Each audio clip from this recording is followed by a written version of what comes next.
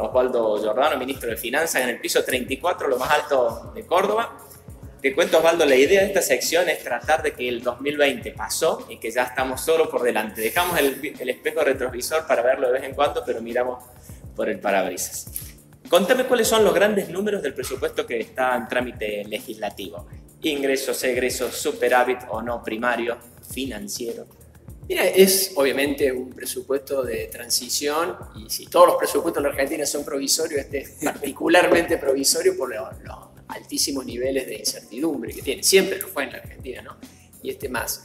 Lo que tiene es una proyección de moderado optimismo en el sentido de que pensamos que, bueno, lo peor ya pasó en el 2020, pero tampoco exagerar el optimismo porque sabemos que a la Argentina le va a costar mucho recuperar otros factores que van más allá de la pandemia. Si suponiendo, digamos, en el mundo la luz al final del túnel es la vacuna, en nuestro caso es un eslabón, digamos, dentro de algo mucho más complejo. Entonces, en ese marco se tomaron esas proyecciones y bueno, y con mucha austeridad lo que tratamos es, por un lado, de recomponer la inversión que sufrió mucho este año y priorizar algunos gastos centrales como el tema asistencial y social, porque sabemos que todavía tenemos varios meses de mucha dureza. Mantenemos la política tributaria que ha venido teniendo Córdoba de bajar impuestos para que se alivie sobre todo los sectores productivos. Lamentablemente no la podemos profundizar, pero yo creo que es una buena noticia mantenerla y obviamente respetar los equilibrios básicos, así que tenga recuperar la capacidad de ahorro para poder la mayor parte de la inversión financiarla con ahorro. Perfecto. Y los presupuestos de los que trabajás así en el panorama, me parece haber visto que con inflación en el orden del 35% y un crecimiento económico del 5%. Sí, un poquito menos el crecimiento. Esas son variables que mucha flexibilidad no tenemos porque dentro del marco de la ley de responsabilidad fiscal se toma lo que proyecta la nación. Es decir, que prácticamente ahí no hay mucho para discutir, claro, hay que tomarlo. Entonces, si me preguntas a mí, sí, yo creo que la inflación va a ser más alta seguramente por todo lo que está pasando. Pero bueno, sí, sabemos que cuando la inflación se escapa, si es moderada, obviamente, sí, si nos vamos a cosas muy graves, ya algunos puntos más de inflación, seguramente eso también va a impactar en los ingresos y por lo tanto medianamente se puede llegar a compensar, de manera que ese creo que no es un punto de mucha preocupación. Y por eso creo que es algo razonable, digamos, lo que se está planteando. ¿Pensás que vas a pasar Nochebuena brindando con el tema de la deuda resuelto o todavía no? El tema de la deuda, por un lado se subestima la complejidad, bien, y por otro lado se sobreestima la importancia para el presupuesto. Mira.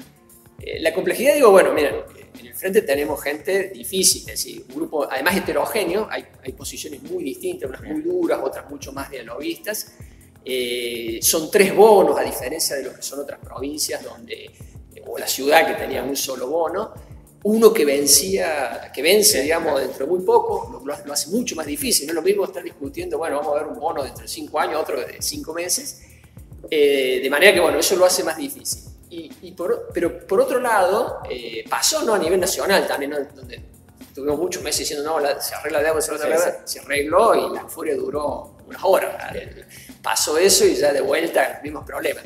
Con lo cual me temo que en Córdoba pasa lo mismo, es decir, no es tan importante el peso en el presupuesto, no tiene una incidencia tan grande, sobre todo para el presupuesto del año que viene, de manera que arreglarlo antes o después de fin de año no es algo que le va a cambiar la vida a los cordobeses, ni mucho menos. Obviamente un tema importante, complejo, hay que resolverlo, lleva tiempo, pero no exageremos las expectativas respecto a que esto nos va a resolver los problemas fiscales, vamos a tener plata de sobra, nada de eso, porque no va a pasar.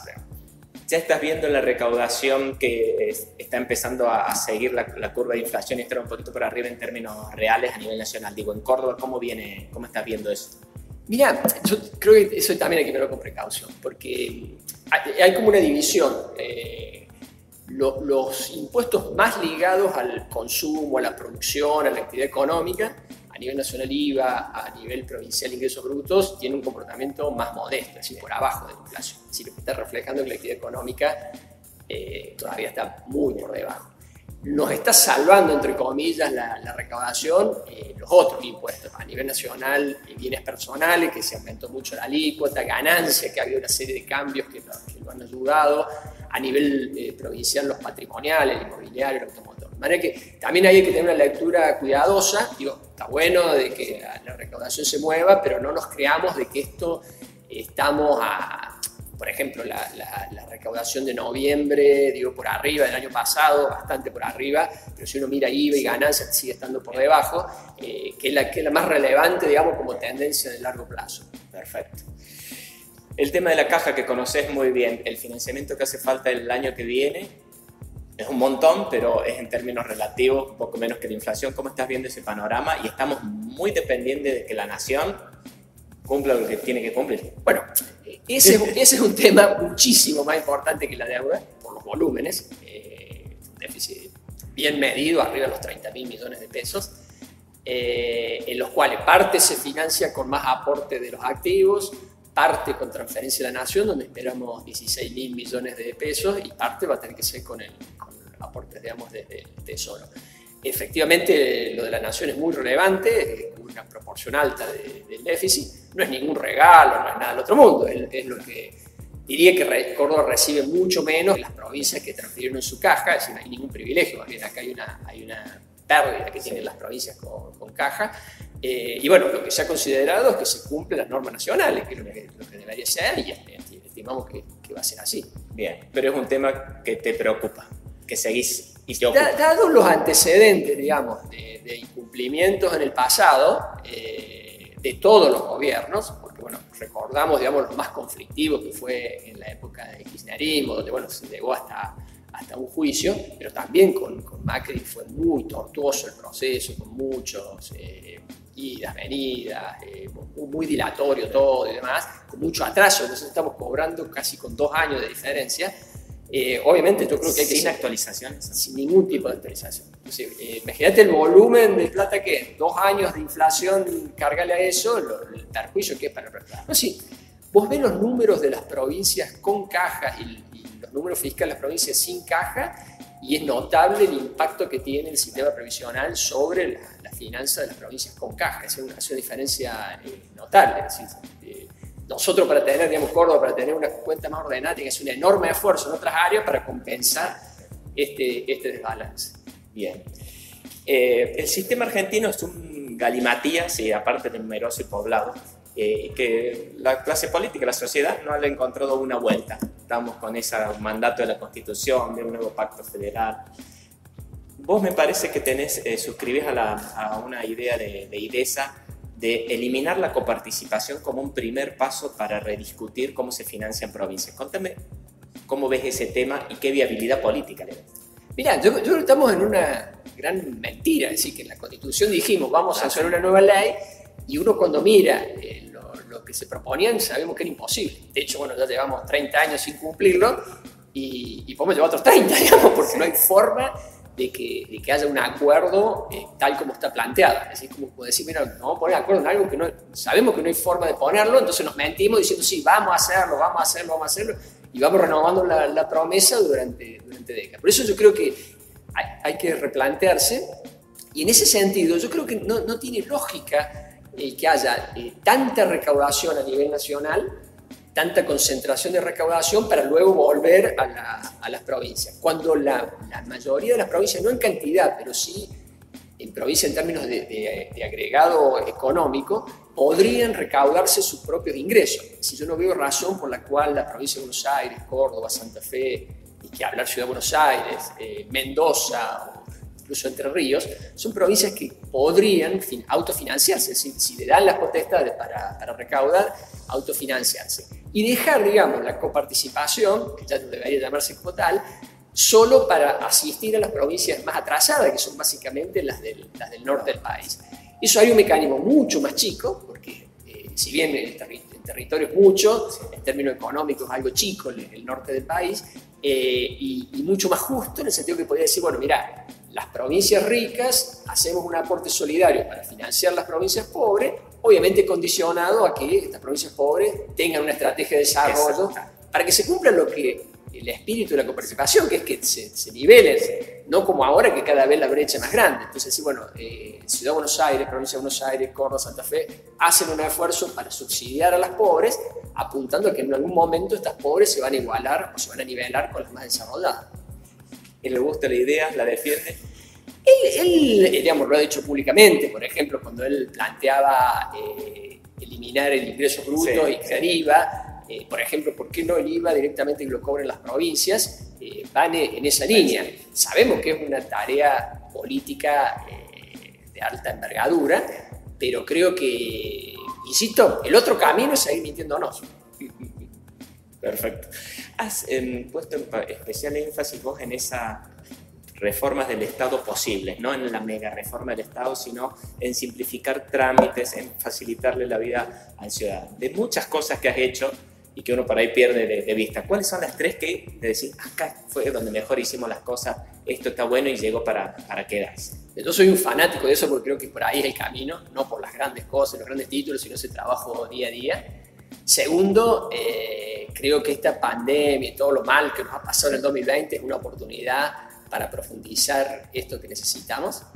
Y yendo a tu pregunta, bueno, es difícil la respuesta. Obviamente creo que en la caja de jubilaciones es donde más avanzamos por el tiempo que llevamos. Llevamos más de 10, 15 años, digamos, trabajando en lo mismo, y entonces hoy podemos decir, mientras, por ejemplo, ANSES se paralizó con la pandemia, la caja siguió funcionando, la gente pidiendo la jubilación por internet, los empleados trabajando en su casa, y casi que ni se notó, digamos, la pandemia. Pero hay cosas más recientes, por ejemplo, en personas jurídicas, la gente siguió constituyendo sociedades desde su casa, y en días, bueno, tuvimos un caso en 23 horas, alguien más allá de la Bulaye, constituyó su sociedad y a las 23 horas tenía su sociedad constituida. En temas tributarios, yo creo, por ejemplo, el monotributo tributario es un paso que se subestima la importancia, porque yo creo que muestra el camino a seguir. Es decir, esto acá no es grande reforma tributaria, sino decir, bueno, a ver, pongámonos de acuerdo, nación, provincia y municipio, en unificar. En este universo tan grande de monotributistas, haber unificado, yo creo que es un ejemplo, un testimonio. Con unas eficiencias además increíbles de personas que le decían a la provincia que facturaban una cosa, a la nación otra, a la municipalidad le decían que no, y todo eso quedó. Miles, decenas de miles, que quedó explícito, pero el que cumple, que es el que siempre se siente el gil, digamos, decir, bueno, siempre a mí, decir, bueno, a ese te aliviané, menos trámites, menos problemas con el fisco, incluso en algunos municipios les bajó la carga impositiva, y lo que vos decís, el que no cumple, detectado de manera mucho más rápida. ¿Qué tenés dando vueltas y proyectos que te entusiasmen de estas pequeñas, grandes transformaciones para lo que viene? Mira, un poco cuando me invitaste, tu pregunta era el proyecto del año que viene. Yo creo que el año que viene va a ser un año difícil, por lo que te dije, de que creo que si bien va a ser un alivio respecto al de este año, no nos hagamos la ilusión de que vamos a una normalidad tan rápido. Mi proyecto básicamente es aprovechar la crisis para acelerar estos cambios que de hecho se han hecho durante la pandemia, que no se nos diluyan. En el ministerio tenemos más del 70% de los empleados trabajando con teletrabajo. Yo creo que eso es algo que obviamente es el uso de emergencia, que hay que revisarlo, pero es algo que da una señal muy clara de que hay cosas que se pueden hacer de manera más eficiente. El tener un relacionamiento con el ciudadano no presencial es fundamental. Entonces, es decir, las telellamadas, el mejorar la web, el tener un trato, ¿no es cierto?, más ágil con el ciudadano, son esos, yo creo, los proyectos centrales, y es lo que nos van a permitir decir, bueno, de todo lo malo que nos dejó esta crisis, nos ha dejado un valor muy importante a futuro. Y aunque vos estás sobre toda la provincia, la armonización con la ciudad, que se dé la mano de cierta, bueno, afinidad política y de funcionarios, también es un tema no menor, ¿no? Que la gran orbe de Córdoba. Sí, porque yo diría, lo que nos pasaba antes era la frustración de decir, lo podemos hacer en todo el territorio, menos donde vivimos y donde está el 40% de la población. Entonces ya lo hicimos, el monotributo se unificó, en el registro civil, que es un tema muy importante. Por ahí la gente pierde noción de lo relevante que es, sobre todo para los segmentos más vulnerables, el estar bien documentado. Bueno, estamos trabajando en eso. Yo creo que hay muchos temas que esta mejor coordinación va a ayudar a mejor instrumentar las políticas. Perfecto. ¿Algo más en lo que estés trabajando para el 2021 que no te haya preguntado? No, a ver, no hay grandes anuncios porque realmente creo que no es un año, no da un año para grandes anuncios. Pero sí recomponer el stock para poder hacer obra pública. En lo financiero sí.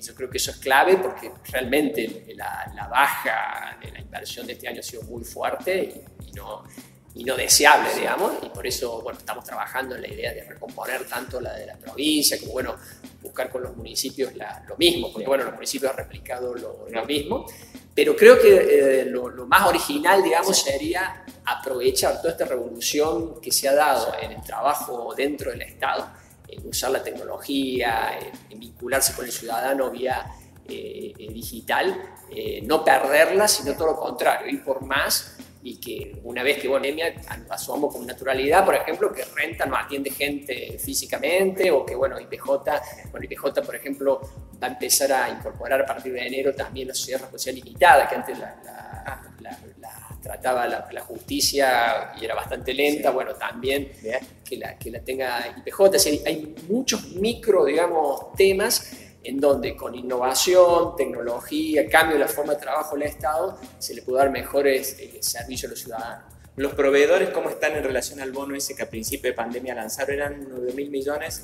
¿Lo están aceptando? ¿Lo están pidiendo? ¿Está caminando? ¿Cómo está eso? Mira, yo creo que la prueba más evidente, más de lo que te puedo decir yo, que no soy objetivo en el tema, es la cotización. El bono ha estado cotizando en el 90%, más o menos.